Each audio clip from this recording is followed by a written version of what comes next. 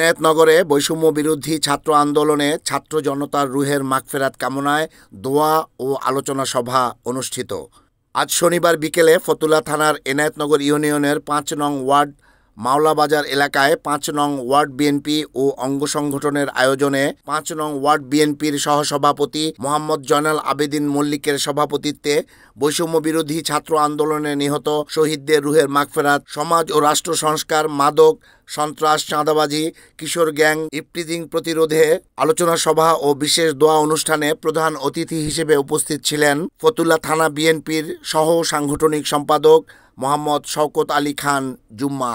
পবিত্র কোরআন থেকে তেলাওয়াতের মাধ্যমে শুরু হওয়া অনুষ্ঠানে প্রথমেই বক্তব্য রাখেন বৈষম্য বিরোধী ছাত্র আন্দোলনে অংশগ্রহণকারী শিক্ষার্থী। মাদক, সন্ত্রাস, চাঁদাবাজি, কিশোর গ্যাং, ইফটিজিং প্রতিরোধে কঠোর হুঁশিয়ারি দিয়ে বক্তব্য রাখেন থানা বিএনপি অঙ্গ সংগঠন ও তারেক রহমান প্রজন্ম দলের জেলা ও থানা নেতৃবৃন্দ। মাদক নিয়ন্ত্রণে সকলকে নিয়ে কাজ করার আহ্বান জানান প্রধান বক্তা ৫ নং ওয়ার্ড বিএনপির সভাপতি অ্যাডভোকেট কাইয়ুম মণ্ডল।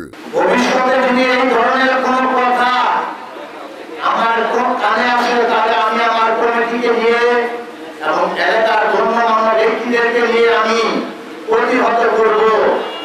এতে যদি আমার জেলে যেতে হয় তারপরে আমি জেলে যাব, কিন্তু আমি এই এলাকা থেকে মাদক মুক্ত করে ছাড়বো ইনশাআল্লাহ।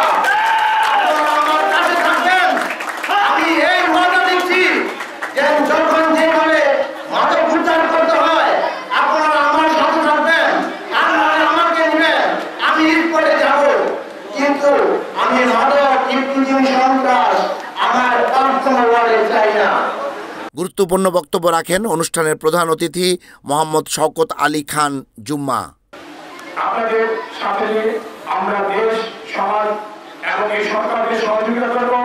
আলহাজ মোহাম্মদ গিয়াসউদ্দিন আমার যোগ্য নেতা আলহাজ মোহাম্মদ গিয়াসউদ্দিন নারায়ণগঞ্জ সারা বাংলাদেশে যার নেতৃত্বে যে আন্দোলন হয়েছিল বিশেষ ভূমিকা পালন করেছে নারায়ণগঞ্জ জেলা, যা আমাদের দেশের সাথে পরিষ্কার করতে হবে। আমাদের সমস্ত ব্যাপারে ভুলে যেতে হবে, আমাদের মুরব্বীদের সাথে সুসম্পর্ক তৈরি করতে হবে, আমাদের আচরণে যাতে মুরব্বীরা এবং সমাজের কষ্ট না পায় সেদিকে আমরা নজর রাখবো। শুধু আওয়ামী লীগ বলে আওয়ামী লীগকে আমরা 1 ইঞ্চি পরিমাণ ছাড়তে না, 1 ইঞ্চি নয়, আপনারা সাবধান হয়ে যান। আওয়ামী লীগ যারা করেন তাদের পরে আমরা সবাইকে নিয়ে আমরা একটা সুন্দর রাষ্ট্র গড়ে তুলবো এবং সুন্দর রাষ্ট্র কাঠামো তৈরি করবো।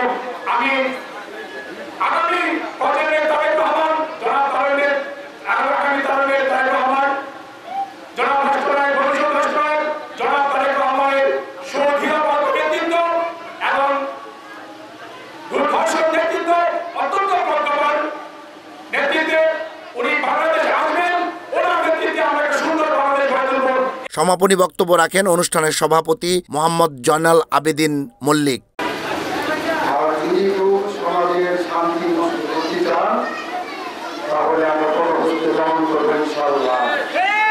আলোচনা শেষে বৈষম্য বিরোধী ছাত্র আন্দোলনে শহীদ ছাত্র জনতার রুহের মাগফিরাত কামনা করে বিশেষ দোয়া অনুষ্ঠিত হয়।